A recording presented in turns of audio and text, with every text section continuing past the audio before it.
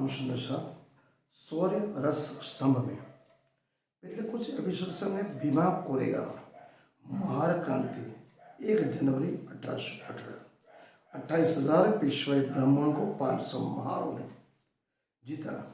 हजारों साल से दबे कुचले शिक्षा स्वास्थ्य से जूझ रहे गुलाम में रहने वाले महारों ने उस ब्राह्मण परंपरा को तोड़ा, उनकी गुलामी को तोड़ा।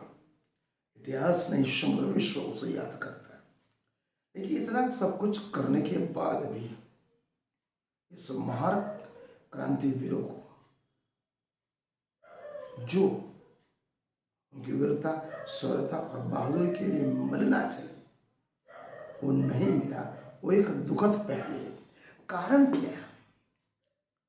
महान योद्धा का गौरवशाली इतिहास के रूप में अंग्रेजों ने स्तंभ तो बनवा दिया, किंतु इनका दुखद एक पहलू है कि इन महान योद्धाओं को उनकी वीरता के प्रदर्शन के लिए उन्हें फलस्वरूप कुछ भी लाभ नहीं मिला।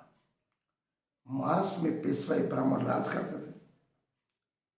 जिससे अंग्रेजों की सत्ता स्थापित हुई, पेशवा को सरदारों ने, पेशवा को राजाओं ने अंग्रेजों की आधीनता स्वीकारी और अपने महल के ऊपर अंग्रेजों का झंडा फड़का दिया और अंग्रेजों के संपूर्ण अधीन हो गए।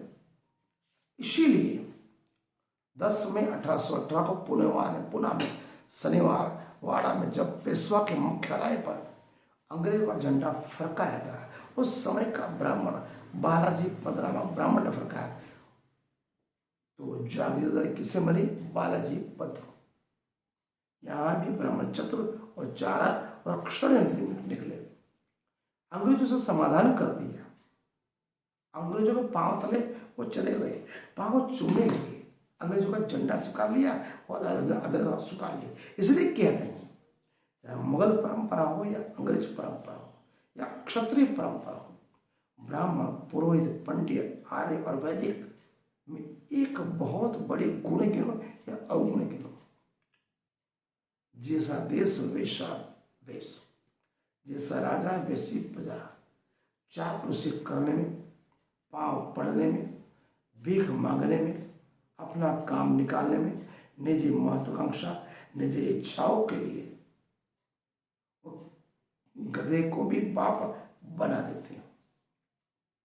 यही महार क्रांति में 28,000 पेशवा मारे जाने के बाद, इतना जघन्य हार के बाद भी उन्होंने अंग्रेजों का झंडा फड़काया, अंग्रेजों की आतंक स्वीकार।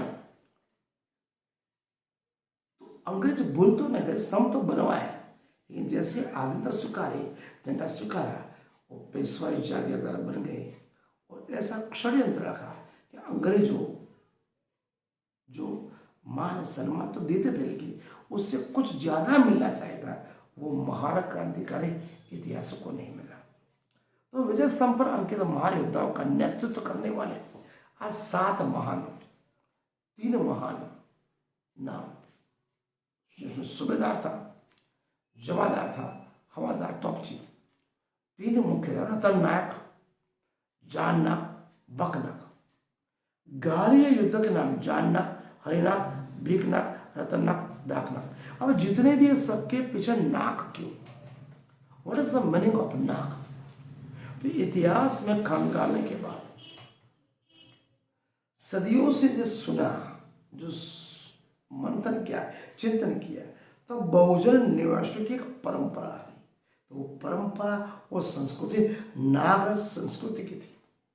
डॉक्टर बाबा साहब आम्बेडकर के ग्रंथों को खंगालने के बाद मूल निवासी इतिहास करो शोधकर्ताओं ने ऐसे नागवंशी का अपभ्रंश नाक होता है। यही कारण है कि महान योद्धा अपने पीछे नाक लगाते थे।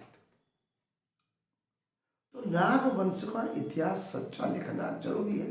वर्तमान में ब्राह्मणवादी परंपरा जो धर्म, अध्यात्म और दर्शन के नाम पर इतिहास और राजनीति में कथित हिंदूवादी, जिन्हें हम मनोवादी भी कहते हैं, जहां पर भगवान कृष्ण मूलतः बौद्ध थे, नागवंशी पात्र थे, तत्कालीन बौद्ध पात्र।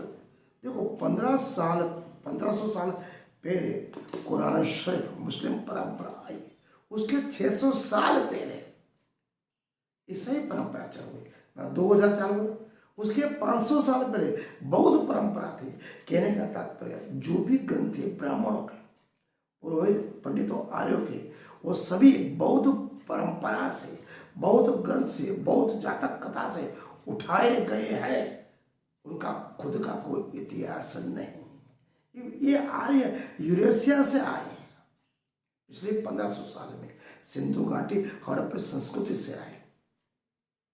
स्वतः कोई इतिहास नहीं। यहाँ पर बौद्ध परंपरा थी और श्री कृष्ण भी बौद्ध परंपरा के संरक्षण थे। वो नागवंशी थे।